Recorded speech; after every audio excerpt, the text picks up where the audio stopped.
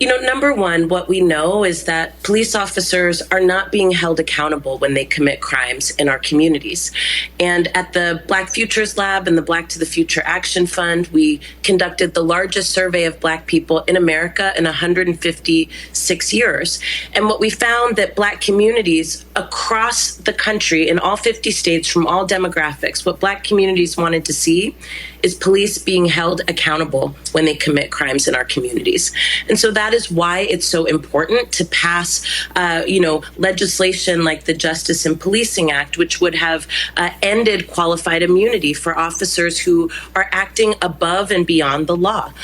That is why it's so important for us to set a precedent at the federal government level that police officers who are sworn to protect and serve must do so, and that when they do not do that in our communities, that they will be held accountable. But as long as police officers have all kinds of rigged rules that allow them to wiggle out of accountability, Tiffany, then we're going to continue to see cases like this across the country. We're going to continue to leave it up to jury makeups, right, as to whether or not people think the police should be held accountable when they commit crimes in our communities. It's deeply important for Black communities to see this kind of change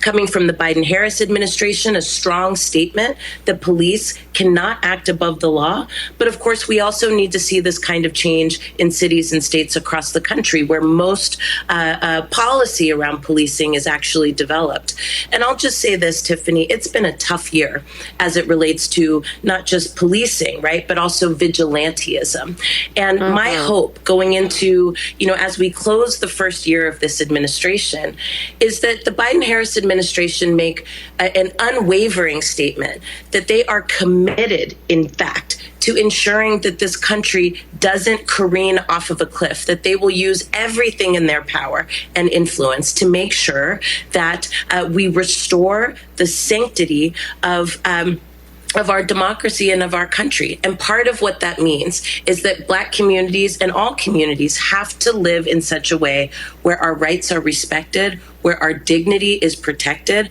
and where nobody gets to act above and beyond the law.